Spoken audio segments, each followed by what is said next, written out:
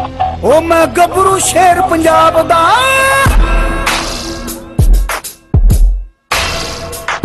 ओ मैं गबरू शेर पंजाब दा, मैनू जग सारा है जानदा। मैं गबरू शेर पंजाब दा, मैनू जग सारा है जानदा। मैं गबरू शेर पंजाब दा, मैनू जग सारा है जानदा। ओ मेरा लोया दुनिया मन दी, मेरा खाप दा, मेरा लोया दुनिया मन दी। दोस्तों पंजाबी शौक तुहानू खुशामदीद कहने आ ते हाज़र अज दी एक नवी वीडियो के नाल। अज दी वीडियो तुहानू जर्मन शैफर्ड मेल चैक करवाउण लगे हैं। तो जिस तरह साड़ी तुसीं पिछली वीडियोज़ दे विच देखिया सीगा, एक भाई ने अपना दस्सिया सी कि उन्होंने किद्दां बजुर्गां देख के शौक शुरू किया सी, तो उन्होंने कोल हुण हाज़र होए उन्होंने शौक देखण लईए। तो तुहानू इस वीडियो च उन्होंने मेल दिखावांगे तो अगली वीडियो के विच या कोशिश करांगे कि इस वीडियो के विच तुहानू उन्होंने फीमेल भी दिखा दईए, यानी एक ही वीडियो के विच दोनों जानवर तुहानू दिखा दईए। Audio Jungle.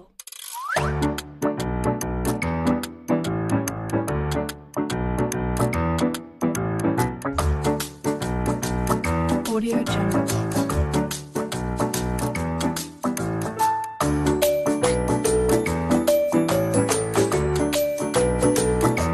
Audio Jungle. Audio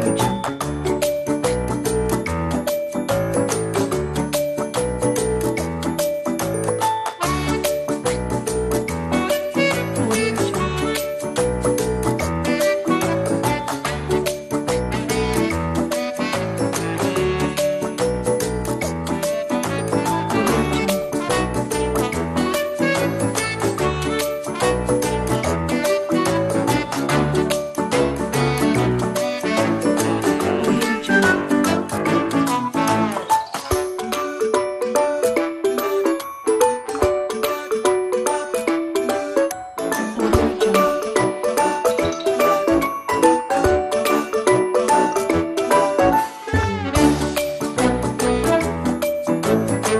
Audio Jungle. Audio Jungle. Audio Jungle. Audio Jungle. Audio Jungle.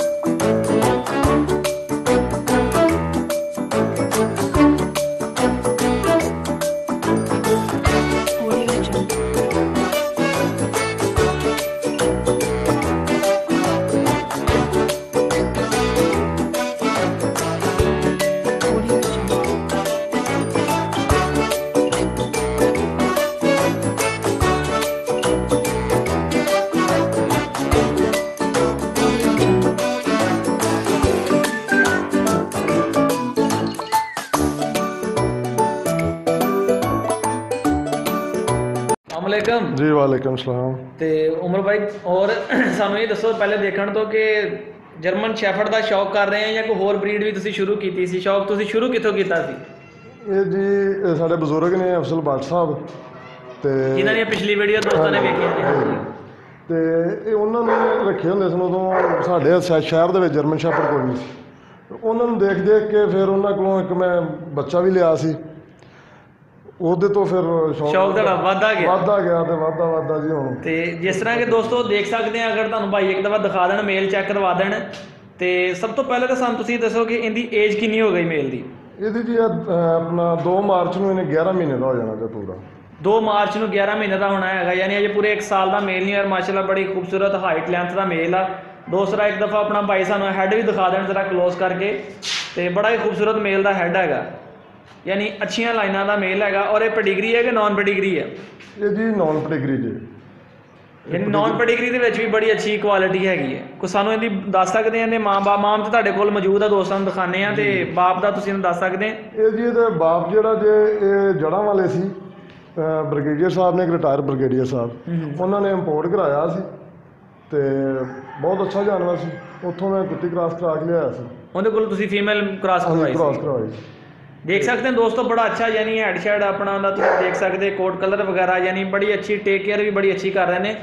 तो उमर भाई सानू ये दसो कि तुसीं इहनूं डाइट दे विच की दे रहे हैं, कि जिहड़ा आखिर किसी नवे दोस्त ने इदां दा बच्चा तैयार करना होवे ते तुहानूं वो भी तो अपना दसो। देखो जी मैं तो ਇਹਨੂੰ डाइट ਦੇ ਵਿੱਚ ਕੋਈ ਫੀਡ ਤੇ ਮੈਂ ਨਹੀਂ ਇਹਨੂੰ ਪਾਈ, ਲੇਕਿਨ ਇਹਦੇ ਚ ਕੀਮਾ, ਵੱਡੇ ਗੋਸ਼ਤ ਦਾ ਕੀਮਾ ਤੇ ਰਾਤੀ ਰੋਟੀ ਤੇ ਸਵੇਰ ਦੁੱਧ ਤੇ ਦਹੀਂ। अच्छा दुध भी दे रहे हैं, दही भी दे रहे हैं, कीमा भी दे रहे हैं। रूटीन वाले तुहाडी खुराक चलती है कि मौसम के लिहाज नाल चेंज कर देने? जी मैं तो गर्मियों भी रूटीन नाल यही खुराक रखी। यही खुराक रखी? हाँ जी यही खुराक रखी। गर्मियों ये कर लीता कि दही ਦੇ ਵਿੱਚ ਇਸਬਗੋਲ ਦਾ ਛਿਲਕਾ ਥੋੜਾ ਜਿਹਾ ਪਾ ਦੇ, ਜਿਹੜਾ ਜਾਨਵਰ ਜਿਹੜਾ ਗਰਮੀ ਤੋਂ ਬਚਿਆ ਰਹੇ।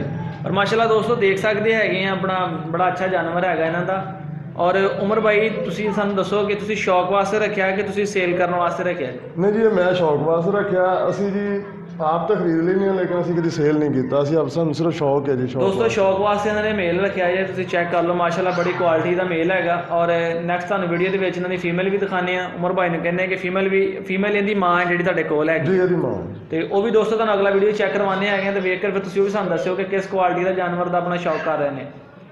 ਤੇ ਦੋਸਤੋ ਹੁਣ ਤੁਸੀਂ ਆਪਣਾ ਉਮਰ ਭਾਈ ਨੂੰ ਰਿਕੁਐਸਟ ਕਰਦੇ ਹੋ, ਉਮਰ ਭਾਈ ਤੁਸੀਂ ਹੁਣ ਇਹਨੂੰ ਛੱਡ ਕੇ ਆਓ ਤੇ ਲੈ ਕੇ ਆਓ ਆਪਣਾ ਫੀਮੇਲ ਇਹਦੀ ਮਾਂ, ਉਹ ਦੋਸਤਾਂ ਨੂੰ ਵੀਡੀਓ 'ਚ ਦਿਖਾਈਏ। ਜੀ ਜ਼ਰੂਰ।